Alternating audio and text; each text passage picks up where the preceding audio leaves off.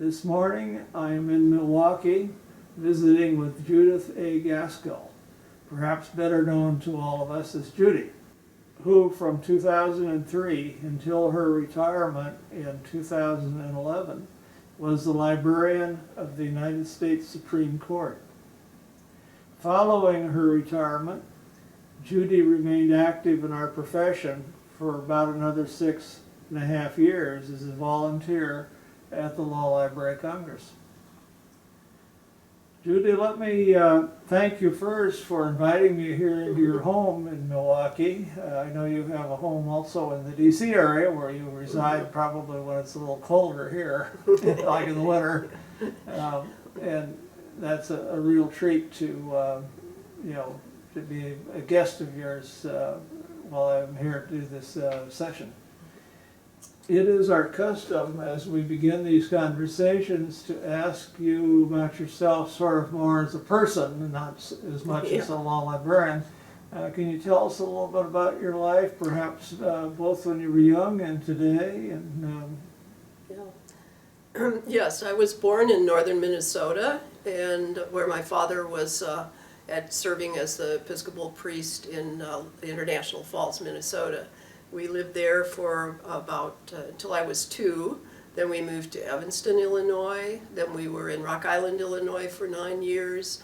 Then we were in Milwaukee. We moved to Milwaukee in 1958. We're here for 9 years. I'm here in Milwaukee now.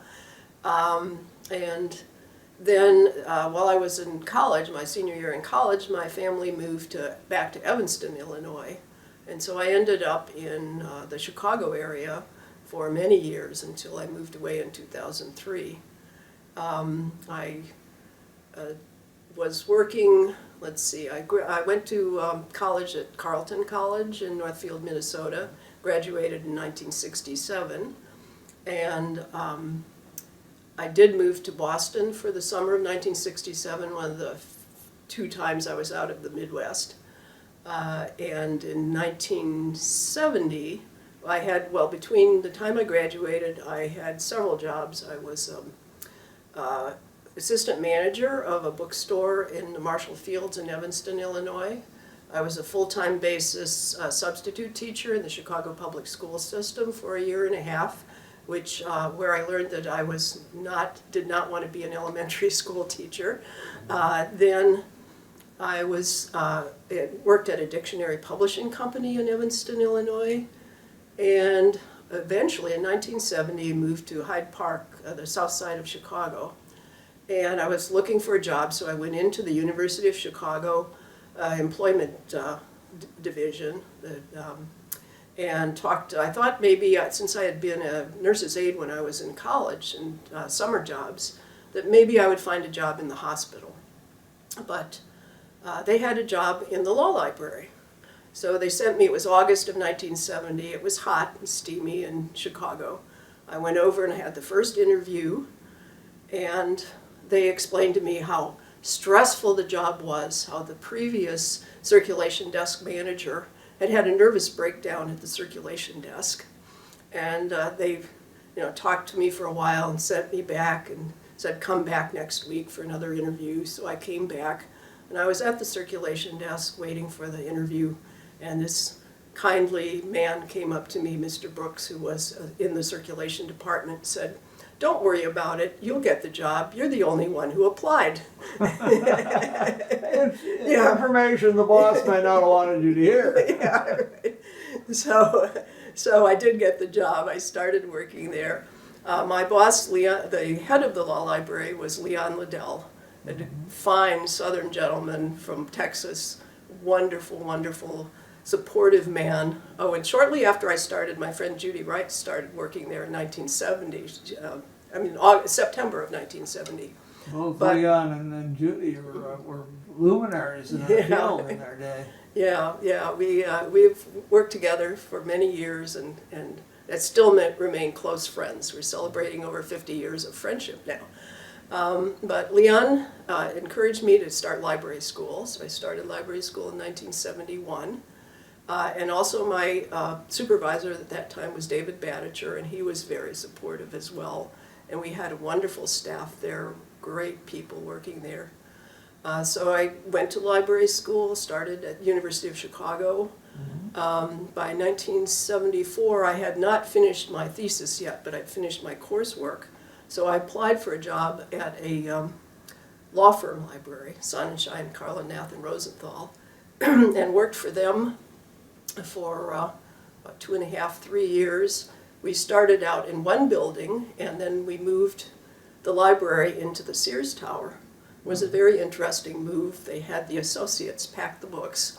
I had everything all laid out as to where things were going to go, and all the boxes were labeled. So we moved the books, and the movers put the books on the shelves, but they had forgotten to dust off the shelves, and they put the books on the correct shelf, but they were upside down, backwards, not in order. So it took me and my assistant several weeks to get everything cleaned up and ready to go. So I worked for them until 1977. And then I went back to the University of Chicago. By that time, in 1975, Leon also had encouraged Judy Wright and me to go to law school. He said to us, it's your union card. You've got to have that credential if you want to continue in this profession, as reference librarian or possible managers. And so we applied to law school, and we started law school in 1975. And at that point, the law firm, it was interesting. We were in night law school, so we were working full-time during the day. We would go have dinner at the Berghoff and then try to stay awake, drank a lot of coffees, trying to stay awake and continue with it.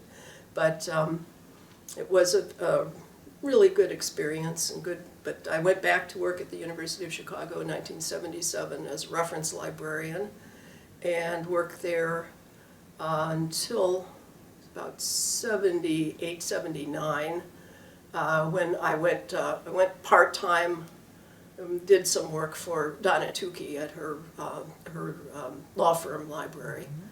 And we all, Judith Wright, Donna Tukey, and I all graduated in January of 1980. We took the Illinois bar, and Judy, and at that point there was a kind of a shakeup in the administration at the University of Chicago Law Library, and Judith ended up as director, and I ended up as head of public services. And then Gail Webb came in as head of technical services. So we worked together extremely well, had a great time together until 1983 when the opening at the DePaul University Law Library directorship opened up.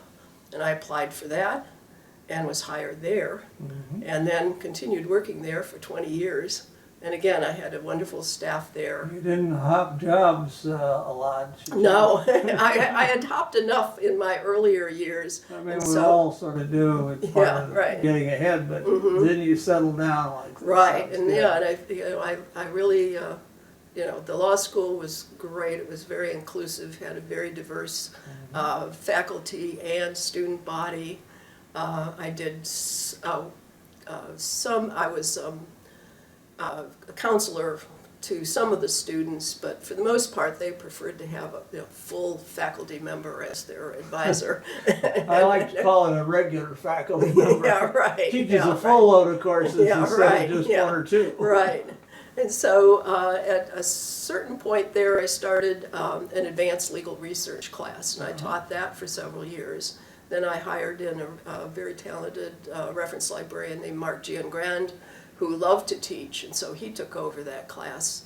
And he also did a module in, I had a tax professor, Professor Baker, who had this incredible introduction to one of the tax cases, and that had full audio, visual, and music, and so Mark did the technical part of that, and I got to sit in the back. I had experienced this when I was in law school, but it was a much broader experience then. So anyway, I continued working there, and I was president of the Chicago Association of Law Libraries from 1983 through 1984. I was on the Chicago Library System Board as head of the board for several years. I was active in the Chicago Association of Law Libraries throughout the time. I joined there in 1974. I joined AALL in 1975 and attended my first conference in Los Angeles at the Century City. Mm-hmm. And I met Roy Mirsky and Myron Jacobstein at the pool at the hotel, and continued meeting many of the luminaries of our association through going to almost every annual meeting from then on. I only missed a few. I was in the academic law library SIS when it was formed. Actually, I think I was in the government law library SIS at the very beginning, and I was active in that group. And I believe I was the person who named the newsletter Jurisdocs, came up with that name. Someone may debate that, but it was a group effort. Or somebody decided on another name. Now they don't know who to criticize for stealing the name. Yeah, right. Yeah, so we had a really good group of law librarians, both academic and government and firm, who all worked together. When I was a law firm librarian, we used to, in the Sears Tower, we would do interlibrary loan, informal interlibrary loan throughout the building. We'd have our assistants running up and down the elevators, taking books back and forth. And with the academic directors, we started something called the Chicago Legal Academic System. And we did interlibrary loan among the 5 law libraries in the Chicago area and cooperated on a number of different fronts and mentored people in management. And if you had a question, they set up, when computers came in, we set up a listserv, the call listserv, which still works and still people can ask for help, just like they do through the AALL listserv as well. But after 20 years, I sort of got a little restless, was looking into jobs in the Washington, D.C. area, because I had friends there. And up popped, actually the head of the DePaul University Law Library was also looking for jobs on the East Coast, and I had been sending her the online version of Chronicle of Higher Education, which had job listings. And so she sent one back to me one day and said, there's this job at the Supreme Court, they're looking for a law librarian. So I applied for the job, and one day I was sitting in my office and I got a call from Jennifer Eby, who was in the personnel department, and asked if I wanted to come out for an interview. So I sent them my resume, updated my resume, got a book out of reserve about how to interview for a law job, and followed the directions. I imagine nobody told you you were the only applicant either. No, I wasn't the only applicant. I know that. Yeah, right. Yeah, I know there were some very talented people who applied for that job. That was a very attractive job for an awful lot of our colleagues. Yeah, and it was sort of at an awkward time because it was it was in the early spring, but it still was good for academia because, if you were hired, you could transition in the summer, as I did. Mm-hmm. Anyway, they flew me out for the first interview, and I met the court officers, and I met the management staff in the law library, in the library as they called it, and went back and waited, and they called me back. Jennifer called me back and said, now we'd like to fly you out for a second interview. There are going to be 2 people, and you have to agree that if you're offered the job, you will accept it, because the justices are very busy people and they don't have the time to do too many interviews. So I said, I'll have to think about it over the weekend. I thought about it over the weekend, and my lovely house, I've been living in Northwest Indiana for 14 years, out in the country and commuting into Chicago. And I said, okay, I'll do it. If I get the job, I'll take it. I have a place that I can stay if I move there. And I went back and did the first interview with Ruth Bader Ginsburg and Antonin Scalia. And they set up in the conference room. Two very different philosophies of Right. jurisprudence, but good friends. Good friends, yes. Yeah. I found out later that their families were very close. They loved opera. They spent their New Year's Eves Yes. together. They did so many things together. So we had a good interview.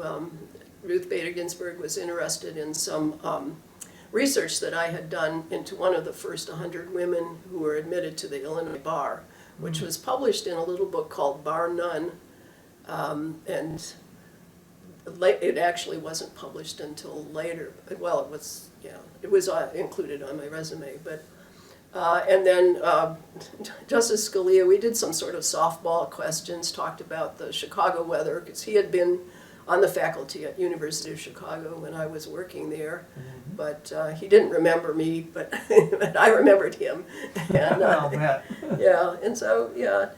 And he did ask me, well, if you get the job, will you just go back to academia after a few years? And I told him no, that I, finish what I started.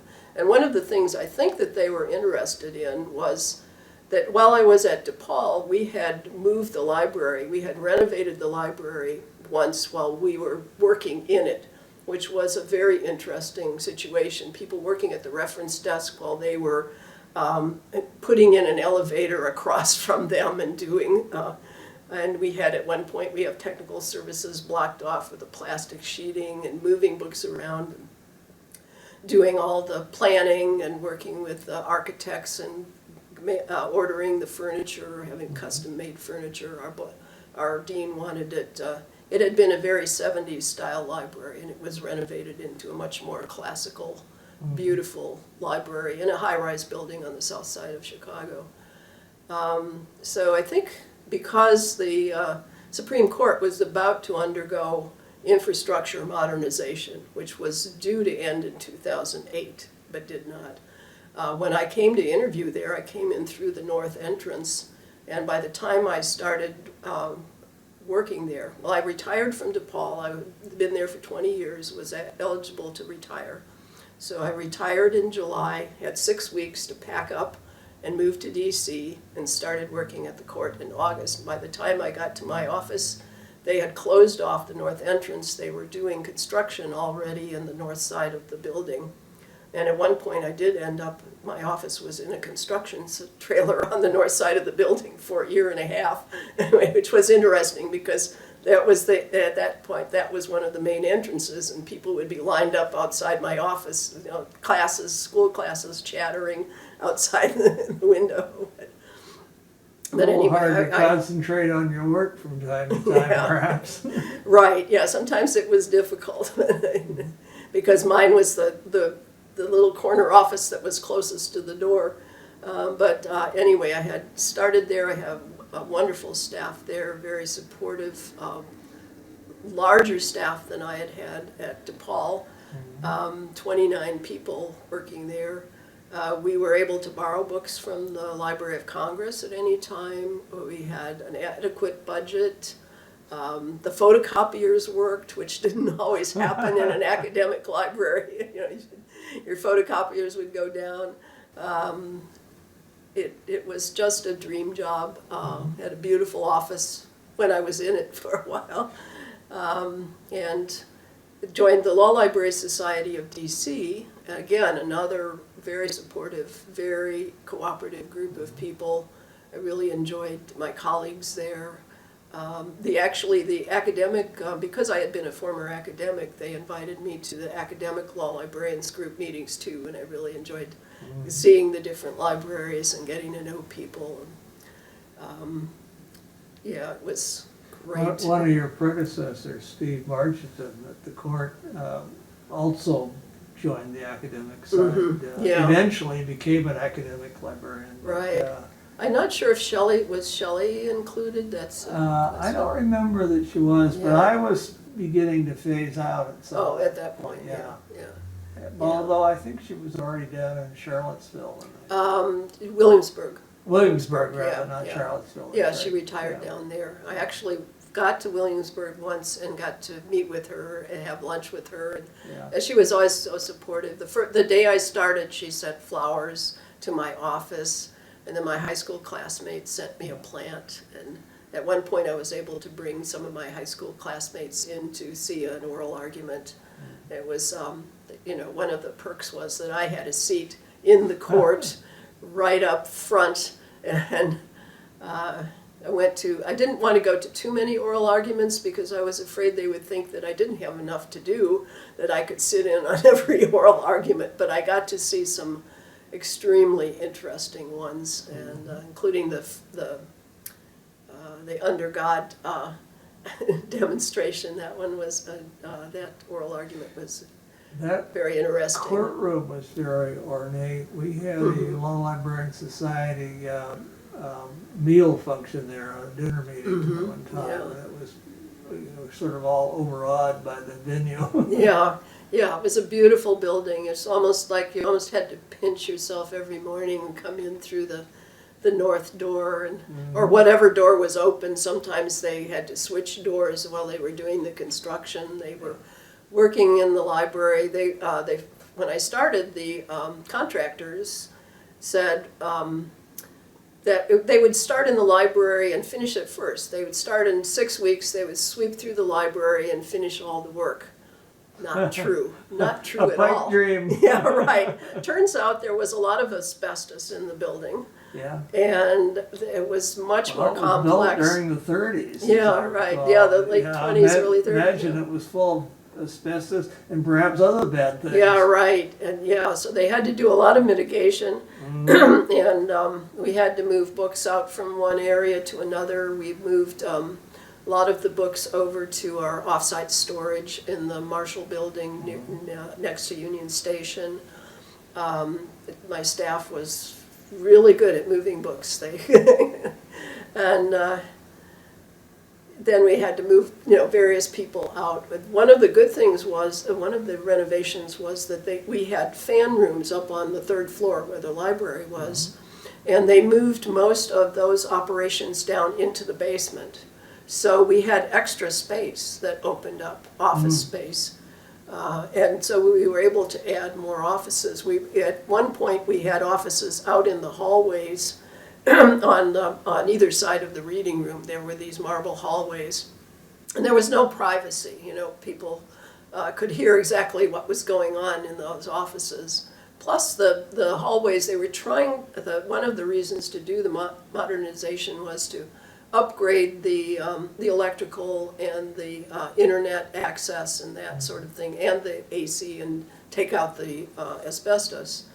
And we had a lot of, the hallways were really cluttered looking, and so it ended up, it's a beautiful building, and it's even more beautiful now since they did that. Oh, they also worked on the roof.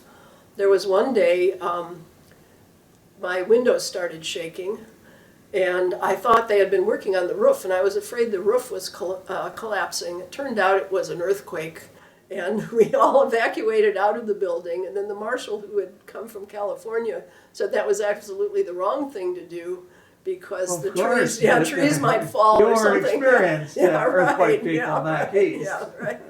Yeah, so eventually we went back, and luckily there was not much damage done to the building. The marble building was quite strong, but they had to come in and do some assessments of many of the federal buildings to see if they were okay. Yeah, so there was always some excitement going on there, and the demonstrations out front, and luckily we had an entrance on the other side, and the employee entrance, when there was a demonstration, you just go around to the back and come in that door. And, so anyway, I continued there until the project was almost finished. It finished up, really, they were still doing finishing touches in 2011 when I retired.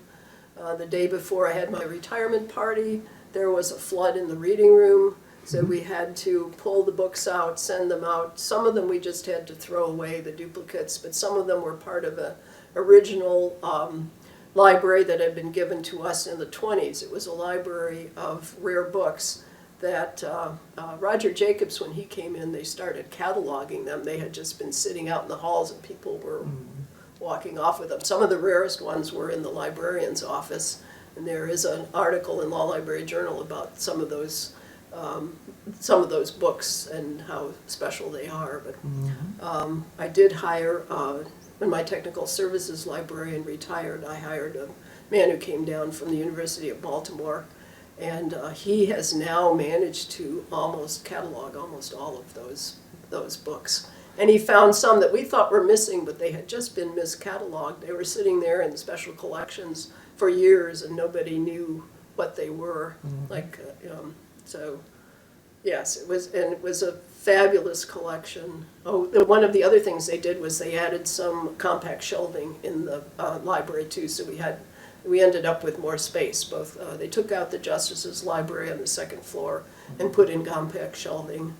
And we had a microform room that could take the weight, but we left most of the microforms over at our offsite storage.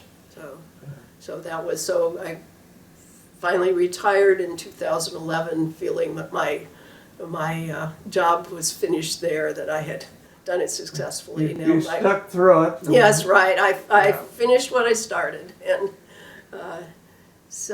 then justices must have been pleased. I'm sure they didn't want to spend a lot of time interviewing candidates. Yeah, right. Yeah, and they ended up, they opened it up, and they didn't hire anyone right away, but Linda Maslow, who was a head of reference services, head of research, she is now been promoted to that job, and she's she had been working there for 25 years, and she is wonderful. Was a wonderful colleague, wonderful friend. We still are friends. And the Reg Gehrig, who was head of technology, was also good friends. You've really been blessed, as I see it, to have the tremendous array of colleagues with whom you've worked or you've gotten to know quite well. And you rattled off name after name, and most of them may not be household words, but they are the people in our profession. Right, yeah. And I was lucky, too, that I worked in all types of law libraries. I worked in, firm library, academic, and government.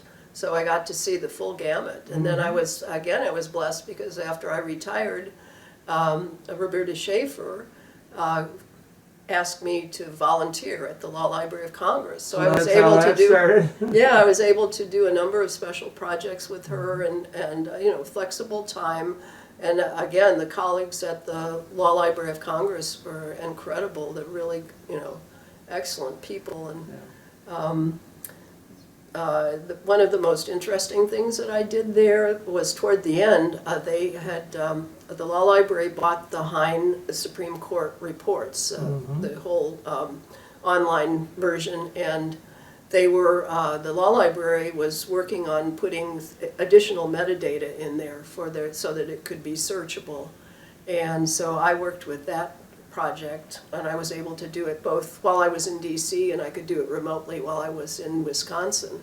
And they wrapped up that project, and again, it was very interesting reading a lot of pre-Civil War cases and a number of land law cases. There were still disputes going on in the Supreme Court for years and years and years over differences in how people had acquired the land, and they were always working on disputing the title, and then some of the state versus state ones were very interesting over boundaries and water rights. I remember some of those rivers would be the boundary, and the river would shift. Yeah, now we have to litigate who gets the new land. Yeah, and those state versus state cases always ended up in the Supreme Court. Yeah, with original jurisdiction.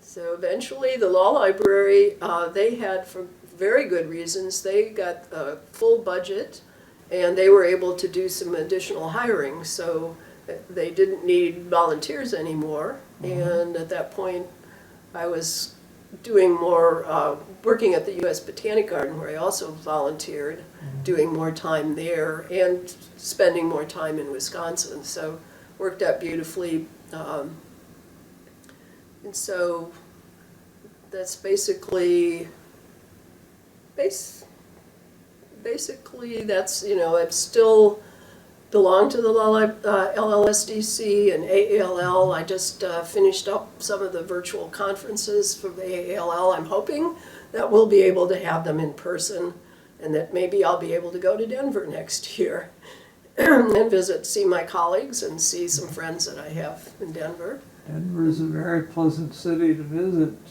as are many. But, after, 2 years now of virtual meetings by Zoom, I think we're all zoomed out. Yes, right. I say sometimes, like, most of my life is on Zoom, yoga, gardening, law library meetings, training. Yeah. Well, yours is the first one of these sessions I've had in a while, in person. The others were a group that actually you were going to be included, but you were out of town. I went through DC, and I'm very sorry. Right before the COVID hit. And after that, we tried to do some by Zoom, but there's so many little problems that sort of crop up in the middle of things, and you don't know how to solve them. That I only did a couple of interviews by Zoom, and I decided that was not for me. Yeah, I know. When you're recording with Zoom, you can run into all sorts of problems. I had one. I'll speak bluntly, but Michelle Wu, one of my colleagues, has been part of this project. She had to be out of town on an emergency trip, and so I hadn't been able to interview her when I was there in February, 2 years ago. And so we did her by Zoom, and the first recording, some of it didn't happen. I had it set to record, and it didn't, and I needed the recording for obvious reasons. And so we did hers over again by Zoom, and between the two we got everything, but that was one of the reasons I was sort of turned off to using this new technology for this purpose. Plus, people don't know how to set their cameras for themselves and so on. I mean, I've seen that on enough television interviews. I know, you're looking at someone's, either their forehead or their feet. Exactly. Or over their shoulder. I mean, there's the PBS NewsHour, there's the woman who has the cat over in the side, and people are more interested in her cat than what she's saying sometimes. That doesn't exactly sound like what she's her purpose right, is. Yeah, she was interviewing someone who said, "I love your cat." Or you have somebody with young kids and they come running in. The dogs and Well, so I have a couple of questions that we have not specifically talked about. Let me ask them sort of in the order in which I usually have them. And one is if you have any particular hobbies or special passions. You've mentioned a few things you've been involved in with volunteer. Do you have anything that you want to highlight or mention? Yes, I'm a yoga devotee. I started yoga back in Chicago in 1974 when I was working at the law firm. They had yoga classes at the Y. Over the years, I did yoga off and on, but when I got to the court, one of the many perks that we had there was yoga classes up in the gym on Tuesday mornings and Thursday noons. So I was able to continue. I've continued with the Supreme Court yoga teacher. She still teaches via Zoom. We were not able to continue in the court because of security reasons, but we're in a church nearby, and it's mostly women from Capitol Hill. And that was Sandra Day O'Connor had started that class, and she was actually in class with us up until she retired. Then I'm also a master gardener. I, again, volunteer at the U.S. Botanic Garden, although it's now virtual again. They still haven't been able to reopen because of security reasons, because they're so close to the Capitol. I have a small garden here and in D.C., And I'm getting more active again in the Master Gardener group. I'm now the Ward 1 ward rep, but I'm doing it remotely from Wisconsin. Sounds very official. Yeah, it does. Yeah, we have a new director of the program, and she's trying to make it more out in the neighborhoods. You know, doing work with community gardens and not just public gardens, and then I'm also just, the Shirley Heinz Land Trust, I'm just very much a preservationist. I still am a life member of the board of the Shirley Heinz Land Trust in Northwest Indiana. And they are having their board meetings virtually, so now I'm able to just watch what's happening there. And seeing they're so successful, they now have over 2,000 acres that they've protected in Northwest Indiana and that they're restoring, including they've expanded into St. Joe County. They own a bog near in the county. So we have what we call the land beyond the dunes. There's the Indiana Dunes, which is now a national park, and then we own land, some land close to it, but things up into the Valparaiso Moraine and going down. But in almost down to the Kankakee River, and so anyway, it's and I'm also an ardent birder, a bird feeder. I've suspected that you have a nice bird feeding station out here. We had breakfast, and I was looking, and along came another animal that probably was not at all welcome this morning. Yes, yeah, the coyote. The coyote. I was surprised to see him in the middle of the day. Yeah, right. He must be. I don't know, maybe hunting. They may have pups somewhere and he's out there getting some extra food. Well, he was certainly, I'm sure, interested in your birds. Yeah, right, yeah. Although they were prudent and didn't get near the ground. Yeah, right. Around. And the squirrels and the chipmunks. He was probably more interested in chipmunks. So we have quite a few here. But, and maybe an occasional rabbit too. Yes, right. Yeah. So those are sort of your interests, shall we say, outside of your normal work. Right, Is there anything that I cut you off maybe? You didn't say that you wanted to about that? Oh, no, I think I went on long enough. I mean, I just love the natural world. I take long walks. When I'm in D.C., I live close to Meridian Hill Park, and we go walking over there. And of course, as ward rep, I'll be visiting more gardens in the D.C. area. I'm also a part of a memoir writers group too, the Georgetown Lutheran Church, but we've gone virtual as well. Mm-hmm. We have about 5 members, including one who's in Sweden right now, and we're going to plan a time that we can all meet together virtually.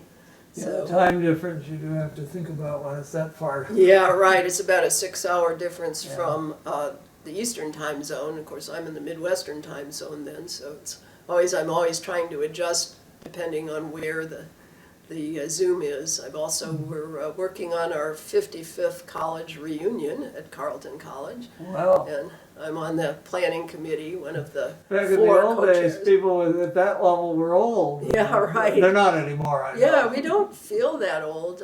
We are losing classmates, but and some of them are in hospice, and but mostly we still have a few who are working, so that's very interesting. I'd say the majority are retired. And Well, I've interviewed several people in this project who are age-wise, you would think might be fully retired, but they're still active in their employment settings, the jobs. Yeah, I just... Maybe one reason they do well. Yeah, they say actually that it's a good... continuing to work is actually really conducive to longevity. But I think if you continue to volunteer and to do the things that you love to do... Yeah, you can basically substitute one for the other. Right, quite effectively. Yeah. And, if you'll do it. Yeah, with your family and friends. Yeah, some people just... I had one friend from Carleton who was a librarian in Milwaukee, and he retired, and he basically told me he retired and he spent his whole day on the couch watching television. And I felt so sorry for him. He was so overweight and depressed and Probably had a yeah, bag of chips or right. something, or Yeah. what he shouldn't have. yeah, and then he got Alzheimer's and, Oh, and that's too passed bad. away. Yeah, so Yeah. it was really sad. But I don't intend to do that. I'm going to keep walking, keep active, and I do the best also I can. ask often is how people get sort of recruited into our field, and I Mm-hmm. remember you told me that it was a personnel person that sent you to a library job. Right? Yeah. But you still decided to stick with it, and you worked with some very interesting and very well-known people at that first job. Did any of Yeah. those have any role in sort of helping you decide you wanted to stick with this kind of work? Yeah, well, it was Leon Liddell who encouraged me to get my union card, and Yeah, I then remember. working with Judy Wright and Nancy Johnson and Lorna Tang in technical services, and then again all the colleagues in Chicago and people that I got to know from across the country. People would come through and work at University of Chicago and then move on to other places. Like Nancy Johnson went down to University of Illinois and then out to Georgia State. And so we were always expanding your circle of friends and colleagues. And again, everyone was always so helpful, so cooperative. It was not, I had have a friend who worked in retail, and it was really not a good experience for her. That was just competitive, hard work, and she did get promoted, but there was some sexism, and it was Yeah. just not a good experience. Well, And so any I line of thought I work never isn't felt. necessarily for everybody, and Yeah, right. problems can develop. Yeah, I think librarians are just basically good people. We want to help people. We want to do. I love doing research. I love being a reference librarian and working directly with students and faculty. In going into administration has its own challenges. Every once in a while. Well, yes, I mean, the higher you get, the more Yeah, interesting right. some of the challenges can be, and Right. difficult. Yeah, it was always really difficult Yeah. when we had to let someone go if they just didn't Yeah. fit in. And usually we could do it during the 6-month probationary period, but it was just hard on the staff. You get to know someone, and if they're not working out, they don't quite understand why it didn't work out. But you can't let it It's one of the continue. reasons you can't let it continue. They Right. haven't learned, and they Right. aren't going to. Yeah, they just couldn't or wouldn't do the job, and that happens. Yeah. You mentioned one of your earliest jobs was as sort of head of circulation. And, Well, that circulation basically is a manager. very stressful job. I did Yeah. that once, and Yeah. I agree, because you're chasing all these assistants. Right, we had a Some lot of of them you students. really have to chase. Yeah, student assistants, and they would. I had the guy who wouldn't put the interlibrary loan labels on straight. He always had them crooked, and Yeah. I'm not OCD, but I thought he did that on purpose, just to be creative. Yeah, no, but they, for sure. yeah, but again, I had one of the law students was working for me. Turns out to be a longtime friend of me and Judy. We've kept in touch with him. He ended up as a law professor at Houston, Houston, yeah. And now he's retired and living in Austin, but we're still, good friends. So. Oh, and it was interesting too, when I was there at the University of Chicago Law School, there were not too many women students back in the 70s. I could count them Very like 10. typical of law schools, yeah. Right. Carol Mosley Brown was there, and at one point I was doing some lobbying for the Illinois Library Association.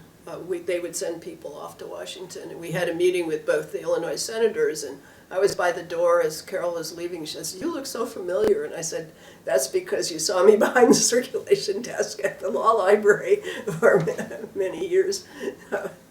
One of my law students at DePaul, turns out his family owned a blueberry farm in northwest Indiana. And Oh. so I could go there, and they always gave me free blueberries. And You probably had quite a few. yeah, right. He was one of my advisees who was sort of not sure he should be in law school. He really wanted to be a chef, but I kind of lost touch with him. I feel bad about that because he was a really nice young man, and Well, I hope his, he you know, found what Yeah, right. he really wanted to Mhm. do, Yeah, because right. you work a long time, and if you, I tell Yeah. young people often, choose something if you can that will give you an income so you can Mhm. live, but Right. it's something you enjoy doing. Right, Because and you're going that's- to work a long time. hmm Yeah, and I did. I enjoyed, Yeah. you know, even the challenges were good. Yeah. Doing the I think one of the characteristics of so many of our colleagues, including ourselves, hopefully, is that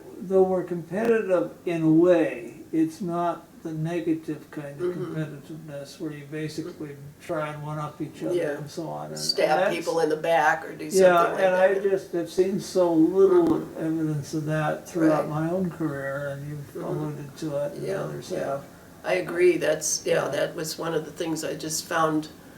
Just a very interesting group of people at the university, both the students, the faculty, the staff, and Hyde Park was just was a interesting place to live too. Very diverse and very liberal. Very Well, my conservative members of the family and so on probably figure I'm a fuzzy-minded liberal. It used to be a young one, not so much anymore, but yeah.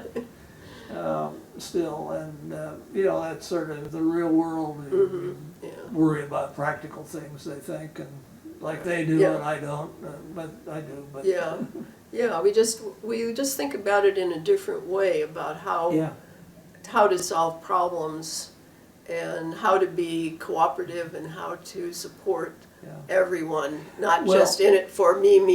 Yeah, Yeah. and in negotiating things in a campus setting, Yeah. you're dealing with people who basically all are very bright, pretty much, and some of them not only are very bright, they're very well protected. They're called tenured people. Yeah, right. And Yeah, you have to, right. you know, walk on eggshells there sometimes, and not just in the teaching faculty. Our librarians, where I was, were tenure track, and when I left, they were all tenured Yeah. and deserved it. And, Yeah, I didn't, DePaul, I don't think the university library had a tenure system. Some They some were- do, not yeah. many do. Right. But, ours was Yeah. one that did. And, At University of Chicago, they had a system that eventually they had one where they would, at a certain point, negotiate like a 10-year contract. uh-huh. If they, you know, you had to meet certain standards before you could get that. And I was sort of old school for a long time and thought we should be dressed, you know, in business attire, coats and ties for the guys. And one of my colleagues who was tenured on the library said that he decided he was going to dress down and wear jeans. And, you know, I thought about it, and I thought, well, what can I do about it? And there's certain fights worth having, and I Yeah, decided right. that wasn't one of them. Right, yeah. And of course, within a few years, practically everyone was casual all day, Yeah. all week. We were a little more casual at DePaul, but at the court it was more, especially on court days. Yeah, The that staff was actually, probably the more- men had to, you know, not necessarily a suit and tie, but a shirt, you know, nice shirt and tie. Yeah. And I always kept, you know, couple jackets in my office and dressier shoes so that if I was dressed down and something came up where I needed to meet people, I could just You could suddenly make the transition. yeah, right. Yeah. And my office was very nice because I had my own little bathroom Yeah, with the, you know, little sink, and so I could, you know, run in the bathroom, do a quick change. that would be handy, I would Yeah, think. right. Yeah. Yeah, some of the court officers had actual, you know, showers and full baths, and I didn't really need that, but. You I was didn't just- want to live with the job 24 hours a day. Yeah, right. So you Yeah, needed an right. excuse to go home, Right. maybe. Yeah, yeah. Usually the hours were pretty good. It was, as I may have mentioned, it was just toward the end of the term when things got really frantic that the research librarians would be working longer hours and on call. We had a research database there that the law clerks could send in questions even from afar And of course, that was really helpful because when COVID hit, they were able to go, virtual. They had already been doing a lot of virtual work, and they're, as I may have mentioned, they're hoping to open up the court on October 1, but I'm not sure if they will actually do that. Well, maybe they should look around at the schools around the country that are, a lot of them have reopened this fall, and we're talking in 2021 fall, and we'll just see if they can stay open or what's gonna happen. Some of them have had surges and have had problems. At Carleton, they've been really good about making sure that everyone's vaccinated. And a lot of colleges have been able to do that, but at the school level, it's, right. the very young ones Oh, can't be right, yeah, you vaccinated. can't really keep Currently, them, they haven't yeah. approved it yet, Right. a vaccine. Yeah, at the college, at a residential college like that, they had, I think, to take a pledge that they weren't going to leave campus and go up to Minneapolis and go to bars But or most whatever. undergraduate students are undergraduate students, just like in our era, and probably a little backsliding occurs. Right, yeah. But, Well, Judy, we've talked about a great number of things. You have really carried the ball in today's conversation, which I find I wonderful know. because it usually works best that way. Yeah, And well, besides, it thank lets me you. off the hook Well, asking questions. But is there anything that we've not talked about? And this is one of my customary. Yeah, I think we talked Beginning a to little bit close. about scholarship, and we talked about that off the I recording. think that was off the record. Yeah, Is there anything right. you want to say about it on the record? Yes, I did most of my early career. I just did book reviews. I did book reviews for various friends who had publications, and I did do a column. I think the government news column in Law Library Lights for several years, because Mary Lou Linnane was editor, and so. But I was also, I think, in the GovDocs SIS at that point. But then I had the opportunity to do the Chicago Bar Association, the women's and the women's law group. We're doing a book of the first 100 women to be admitted to the bar in Illinois. And so I did the entry for a woman named Marietta Brown Reed Shea, who had gotten her law degree at Illinois Wesleyan, which had a law school at the time, right after the Civil War. And I found out when I did the research, mostly on microfilm in those days, very tedious, that she, when she was in law school, she was married to a Civil War veteran. Oh, I found her birth records. She had really been Martha Brown Reed, but she had changed it to Marietta. I guess, people could do that. They could reinvent themselves. Well, I still do, so Yeah, right. I believe. Yeah, that she had 2 or 3 children at that time while she was in law school. I'm assuming they must have had some kind of family help or help. And then she and her husband practiced law. At that time, for anybody, it was unusual. There were a few, but most of the law schools that didn't exist yet. It was still reading and then having offices. a woman, in law And a school, woman. and she and her husband went to law school together. They practiced law together. At one point, I even connected with one of her grandsons who remembered her when she was an older woman. And she actually was probably one of the first women in the U.S. to publish a law book. And she's published it under M.R.B. Shea, not under, like most women. To cover up the gender. And it was basically her notes, an outline of some of her notes that she had taken in law school. And I discovered the University of Illinois had a copy of that book, and so I was, very happy to have that. That was published before I left in 1983. And then I got the opportunity to do the Illinois pre-statehood legal research section of the pre-statehood legal research 2-volume set that was published in later in 2000, after 2003, after I was at the court. So. And now, when I retired, I was looking for another research project, law-related, and I looked across my office and I looked at the picture of Helen Catherine Newman, who had been the first women librarian of the Supreme Court and the 4th librarian of the Supreme Court. And I thought, well, I should do her biography. I don't know anyone's done it. There was one article in Law Library Lights about her. So I started doing research on that, both in the Supreme Court archives, in the LLSDC archives, and in the AALL archives, and found some letters that she had written that were at the Western Kentucky State. Her mother was from Kentucky, and she had done correspondence with the Green family, someone in the Green family, where they had their archives there. And so I've been researching that and doing a little bit of writing, and this is, I'm going to finish that up. That is my project for the next year. She was a name that I used to hear mentioned a lot. She was no longer with us. So when I first went to D.C. and was in the society, a lot of the older colleagues talked very glowingly about her and her leadership there. Right. She was the founder. Period of time. Yeah, she was a founder of LLSDC, among the founding members. Yeah. She was so active in ALL. The obituary was about our Helen. She was president of ALL at one point. She was the secretary treasurer for years and years. Yeah. She did extensive correspondence.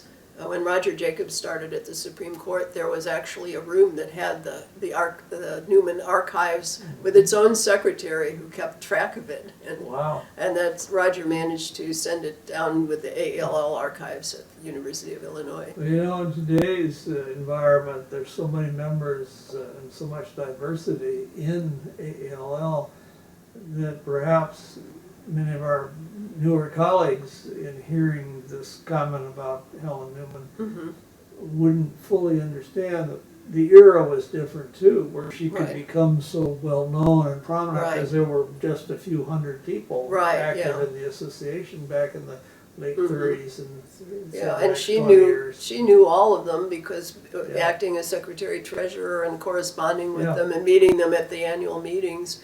So, they were a really tight-knit group, and tragically, she died very early at age 62, and she had been born in 1904, so it was, Well, it's a different era now, and many things are, well, they're different and sometimes improved, maybe sometimes they lose a little too, but it's reality.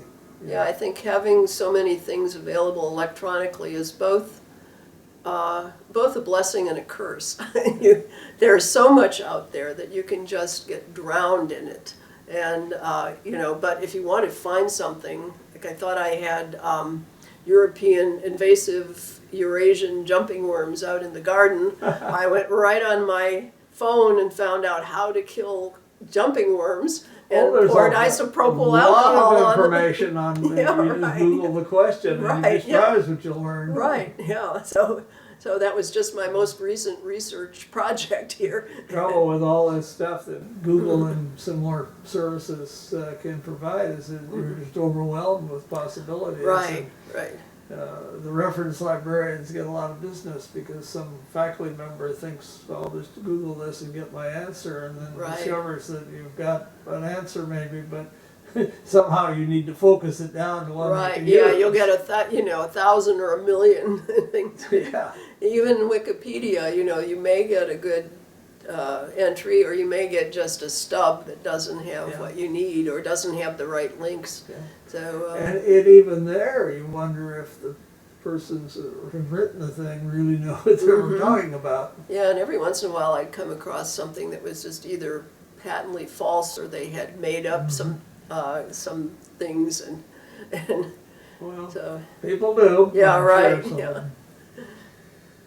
Well, perhaps we're sort of at the end of our conversation, as I like to call these sessions, on camera, conversations on camera, which we have here. And I want to thank you, Judith A. Gaskell, for taking so much time today to appear on camera and beforehand to work with me on how we would structure what you would say. And in thanking you for being part of this oral history, I want to mention the fact that I have been working on it now for over 9 years. with Dick Spinelli from the Heinz Company, Frank Hodak, and Michelle Wu, our colleagues, and I want to acknowledge them as I do at the tail end of one of these sessions regularly. Thank you. Good. Well, thank you. Thank you for including me.